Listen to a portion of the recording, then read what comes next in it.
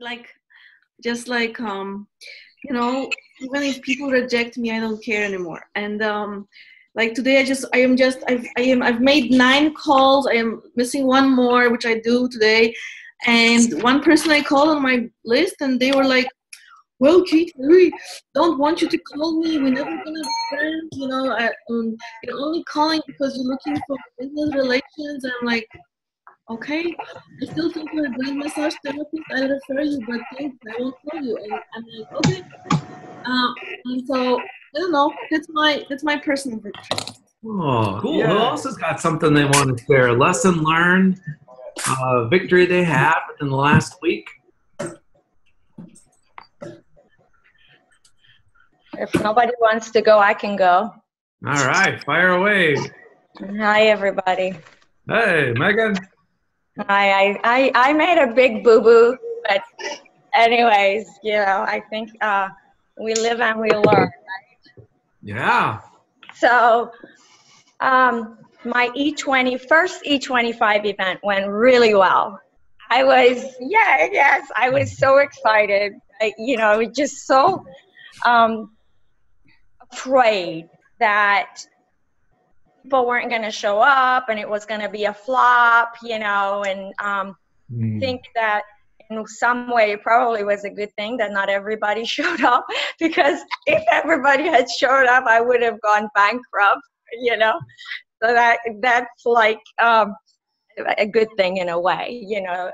I'm learning, obviously. My son is like, Mom, you know, it's going to cost a lot of money to have people bowl. I said, well, I like bowling, you know, so I wanted to. But anyways, we had a nice crowd and everybody was having a great time. And, you know, they thanked me, you know, right, left, and center for, you know, the opportunity to get together, have fun with their families and everything. And I,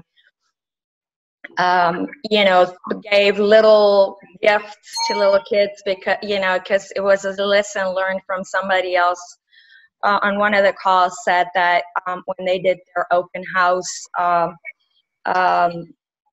some of the kids were crying, and I just didn't want any of the little kids, you know, to be crying. So I gave little, you know, toys to them. But I was under the impression, and I did get leads. I mean, and I know that now I'm going to be top of mind with people, which is great. And that, you know, everybody's looking forward to, you know, more of these events on monthly basis. You know, everybody was like really excited about doing it again next month somewhere else, you know. So anyways, but I was under the impression that, you know, people got the opportunity to win a prize, you know, for the raffle, if they, you know, had a house to sell or buy, and, you know, they could enter it, as opposed to everybody could enter once, you know. So anyways, I got a few stares, you know, and I didn't know what to do exactly, but everybody was really nice about it. You know, I kind of stopped after I said that, and everybody, you know, clapped and thanked me, and they said they had a great time. So everything went well, but it was a little awkward moment there. Nice. So if I'm hearing you right, Jonathan, this is Kate. Can you hear me? Yeah. Hello, Kate from Nashville. This is a quick story. I had a buyer 2 months ago who was looking for a home in a condo community. There were none for sale. So I typed up a letter saying, I have a buyer who wants to purchase a home in this neighborhood. If you're thinking of selling, give me a call. She's ready to go, but she will work with you on timing to allow you time to find your next home.